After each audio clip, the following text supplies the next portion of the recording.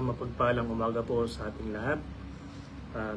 Nandito po kami sa bansang Kuwait, District 9. Under po ni ang ating buting pastor, ating pastor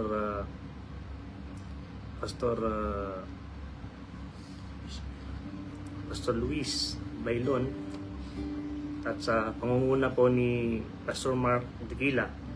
At bago po tayo mag-umpisa ay tayo po muna ay tumawid sa Panginoon, bigyan natin ng papuri, parangal ng Diyos. Hallelujah. Ay pawitin po natin ng linisin mo ako.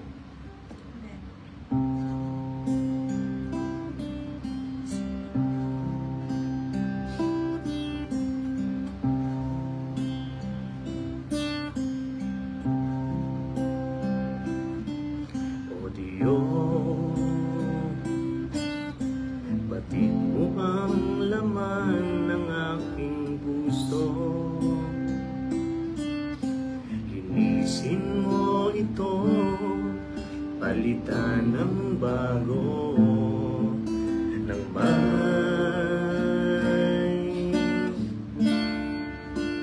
pagsunod sa'yo, O Diyos. Nagpapakumbaba't nagsisisi, basagin mo't baguhin ayon sa nais mo, upang ako'y maging bago. Ako'y lumalapit sa'yo upang ako'y mabago, nang hindi na maging alipin ng kasalanan.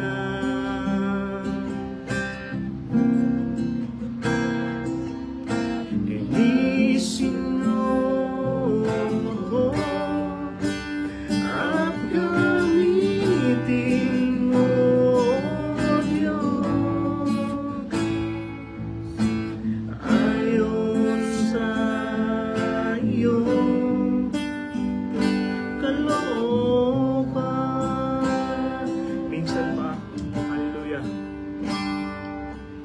O Diyos, batid mo ang laman ng aking puso, linisin mo ito, palitan ng bago, ng may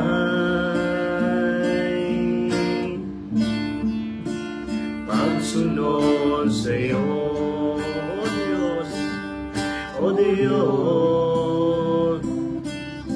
Nagpapakumbaba't nagsisisi, basagin mo't baguhin ayon sa nais mo, upang ako'y maging bago. Ako'y lumalapit sa'yo upang ako'y mabago, nang hindi na maging alipin ng kasalanan. O Diyos, linisin mo ako at gamitin mo, O Diyos, ayon sa iyong kalooban. Kami lumalapit sa iyo, Panginoon. Hallelujah. Ako'y lumalapit sa iyo upang ako'y mabago, nang hindi na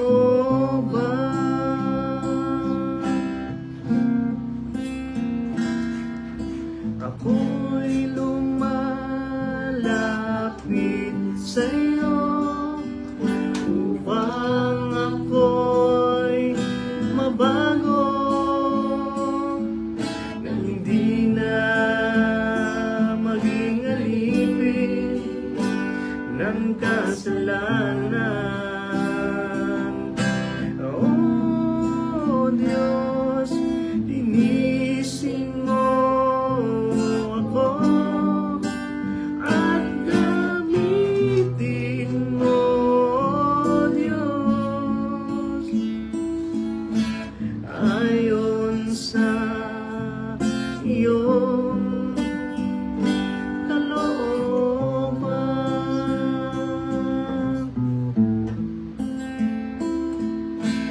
Ayon sa iyong kalooban. Purihin ka, O Diyos, sampay ng iyong dakilang pangalan. Hallelujah, purihin natin ang Diyos. Hallelujah, purihin ka, O Diyos. Purihin ka, O Diyos, sambahin ang iyong dakilang pangalan. Pinupurit, tinataas namin ang iyong pangalan, O Diyos. Hallelujah.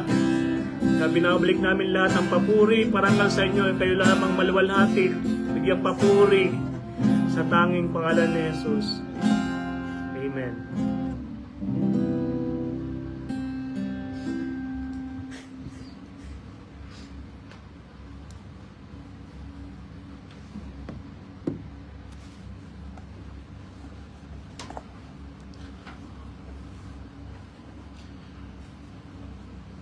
Purihin po ang Diyos, isang mapagpalang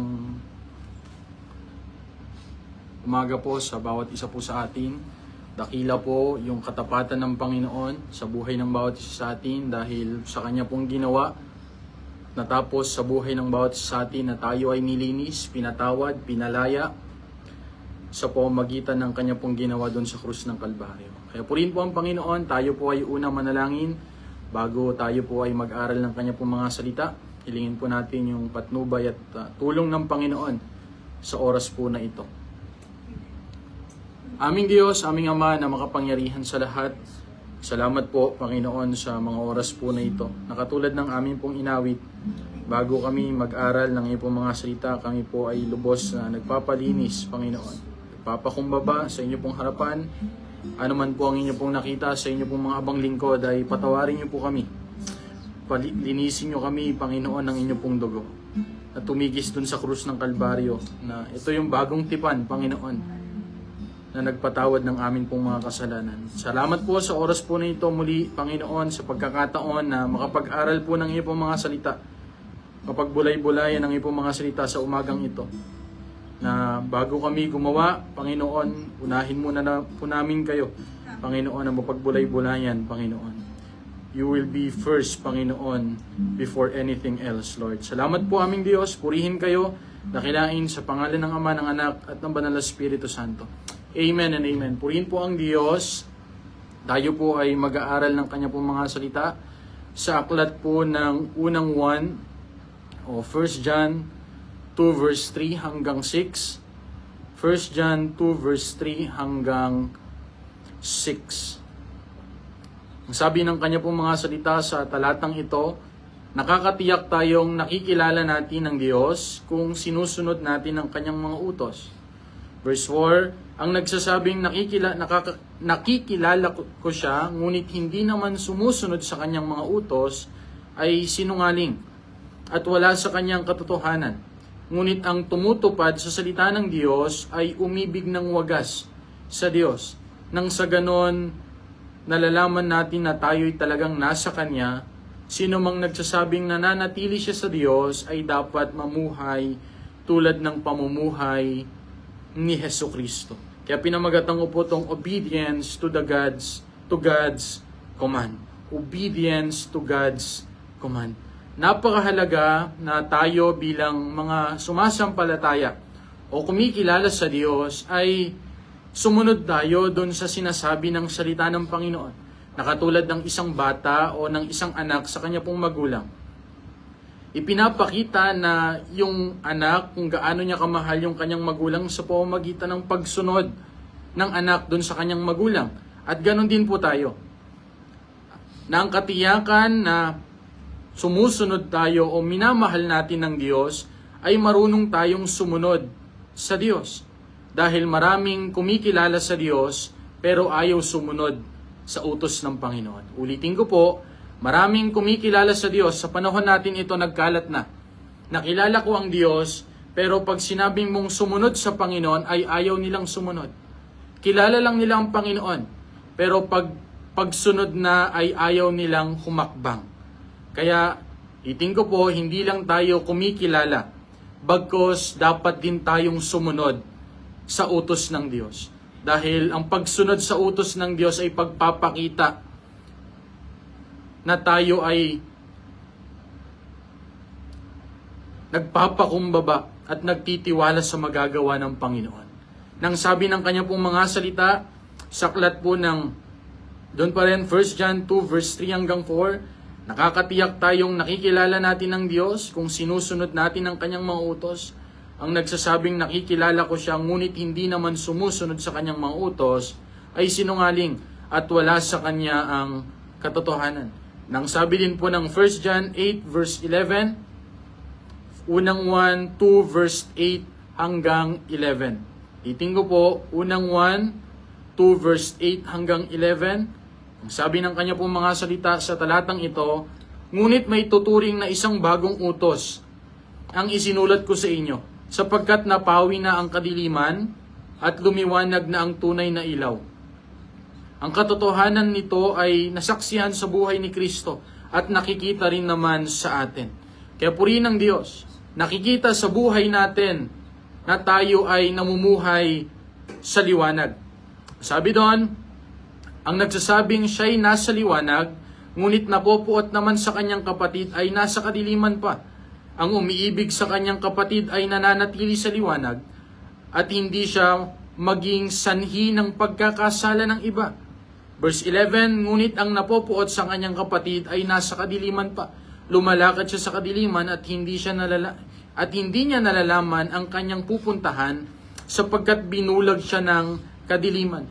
Nang tunay palang umiibig ay namumuhay sa katotohanan at namumuhay sang-ayon sa liwanag ni Kristo. Kaya una natin matututunan sa araw po na ito, we should follow His commandments. We should follow His commandments. We should follow His commandments. Na ang tunay na mananampalataya na tinanggap si Kristo ng buong puso. Amen. Lahat po tayo tumanggap ng buong puso kay Kristo. Hindi natin pwedeng sabihin na nananampalataya tayo kung hindi tayo marunong sumunod at hakbangan yung salita ng Diyos. Nang sabi ng salita po ng Panginoon sa unang 3 verse 23 hanggang 24, ito yung utos ng Panginoon. Ito ang kanyang utos. Una, sumampalataya tayo sa kanyang anak. Anong pinag-uutos po sa atin ng Panginoon? Na kailangan sumampalataya tayo sa Diyos. Hindi lang tayo sumasampalataya, bagkus sumasampalatayang sumusunod sa pinag-uutos ng Panginoon. At magmahalan tayo gaya ng inutos ni Kristo sa atin. Verse 24, ang sumusunod sa mga utos ng Diyos ay nananatili sa Diyos. Kaya malinaw ang sinasabi po ng salita po ng Panginoon sa oras po nito, sa umagang ito, na ang tunay na nagmamahal ay sumusunod sa inuutos ni Kristo. Ang sumusunod sa utos ng Diyos ay nananatili sa Diyos at nananatili naman sa Kanya ang Diyos. At nalalaman nating nananatili siya sa Diyos sa atin sa pamamagitan ng ating spiritong na ipinagkaloob niya sa atin. Kaya anong tutulong para masunod natin at mamuhay tayo ng may pag-ibig, yung spiritong inilagay sa atin ng Diyos sa buhay natin. Yung spirito ng Panginoon na inilagay sa atin, yun ang tutulong sa atin upang masunod natin yung ipinag-uutos ng Panginoon. Dahil kung sa sarili lang nating gawa, kung sa sarili lang nating sikap, hindi natin kayang masunod lahat ng pinag-uutos ng Panginoon. Dahil lahat po tayong mga mahihina. Kaya anong kailangan natin? Kailangan nating humingi ng tulong sa Diyos. Kailangan natin ng Espiritu ng Panginoon na siyang makakatulong para masunod natin yung utos ng Panginoon. Kaya kung paano ipinakita ng Diyos yung kanyang pagmamahal sa atin na makasalanan, ay maging ganun din po tayo sa bawat isa.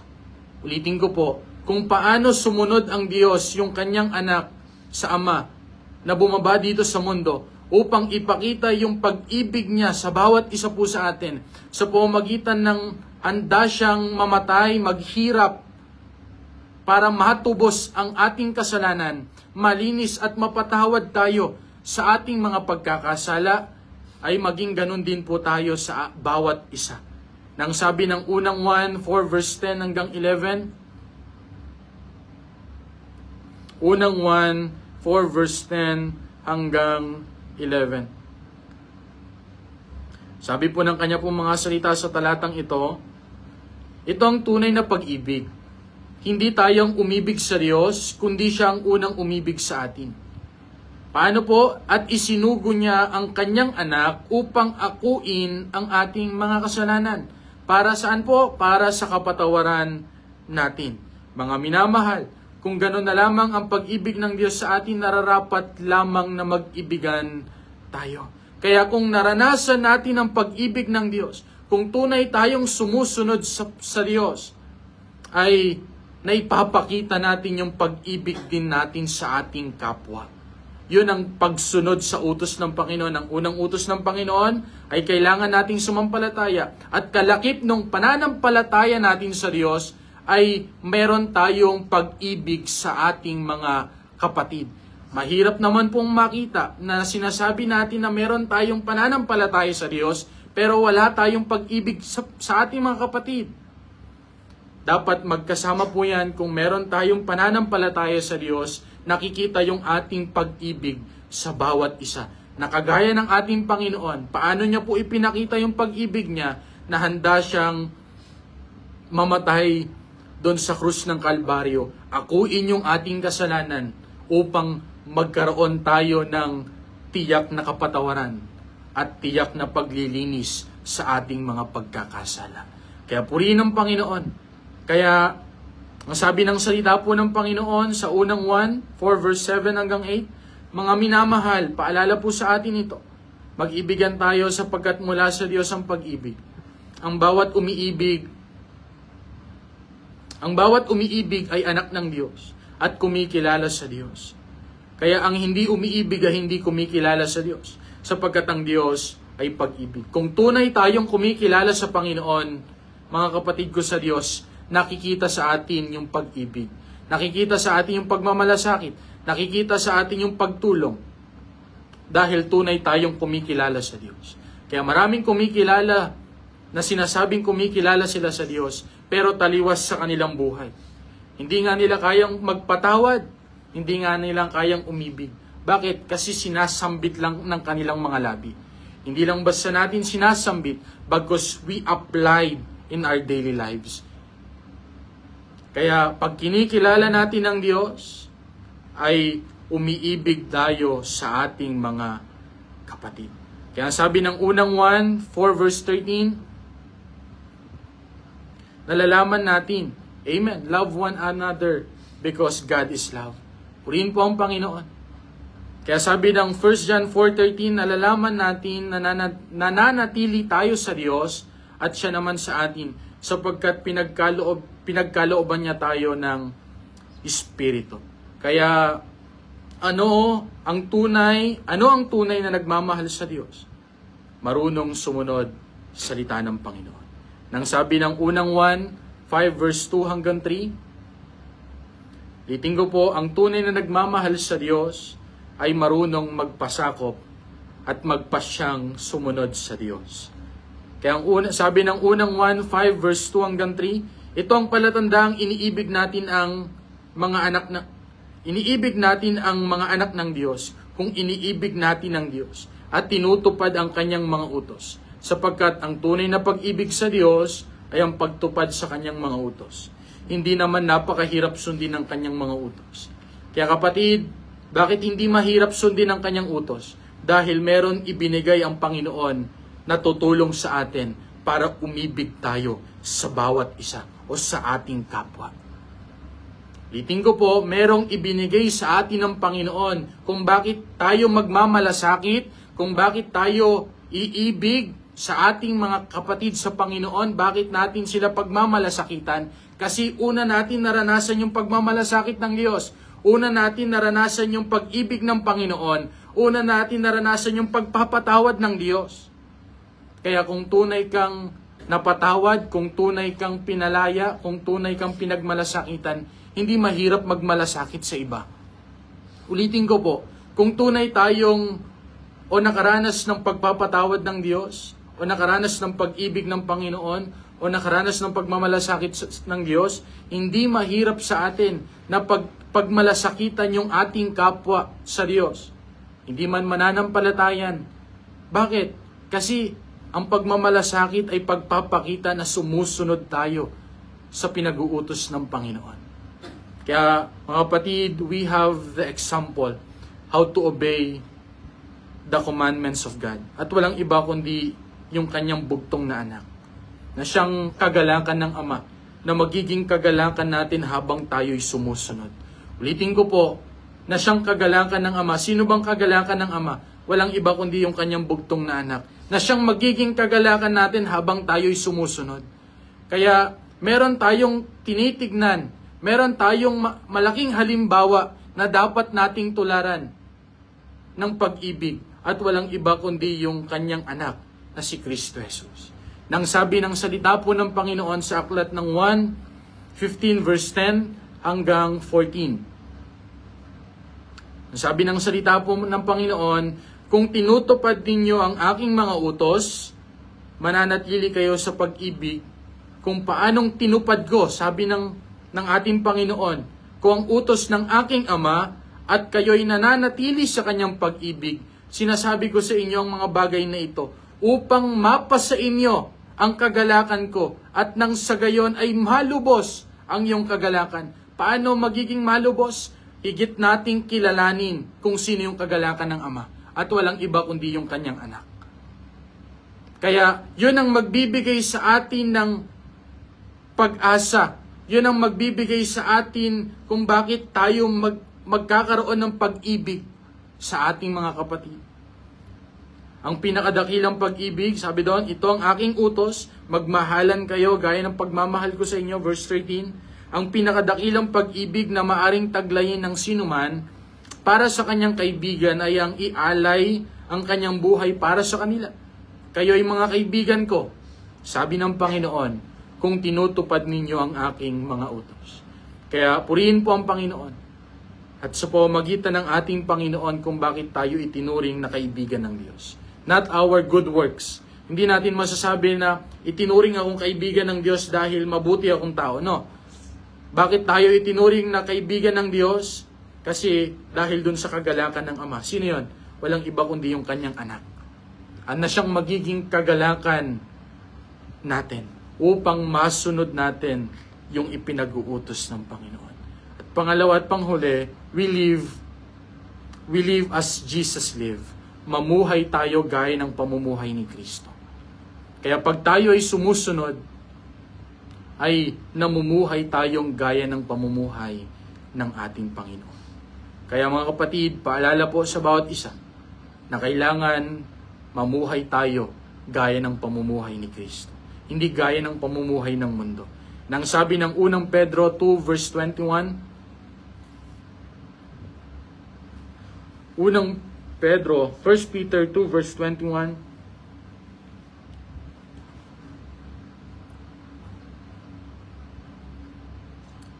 ang pagdurusa ni Kristo para sa atin ang halimbawa dapat nating tularan. Ito ang dahilan kung bakit tayo tinawag para tularan natin ang buhay ni Kristo. Kaya purihin ng Panginoon, we have a great example and that is the life of Jesus Christ. Hindi buhay ng iba, bagkus buhay ni Kristo. Hindi pag-uugali ng mundo, bagkus pag-uugali ng ating Panginoon, yung dapat nating tularan. Kaya, mga kapatid, ang nakikita dapat po sa atin bilang sumasampalataya sa Panginoon ay yung maging katulad tayo ng pamumuhay ni Kristo. Ulitin ko po, nang dapat makita sa atin sa ating pagpasok, sa anuman po yung ating gagawin sa umagang ito, ang makita sa atin ay hindi yung dati nating buhay. Ang makita sa atin ay yung buhay ni Kristo. Kasi lahat tayo sumusunod sa Diyos. Kaya kung tayo ay sumusunod sa Panginoon, madali na lang mamuhay na kagaya ni Kristo. Bakit? Kasi may tumutulong. At walang iba yung banal na Espiritu. Kaya sa buong maghapong ito, tulungan po tayo ng Diyos. We live as Jesus lived. Mamuhay tayo gaya ng pamumuhay ni Kristo.